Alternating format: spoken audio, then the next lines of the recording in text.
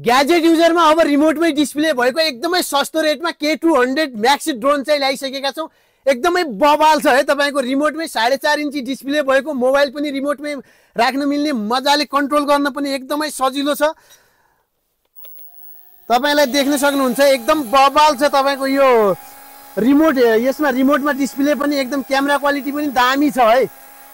Single battery single camera भएको यो remote तपाईको यसको प्रो पिलरको सेफ्टी पनि दामी छ एकदमै सस्तो रेटमा।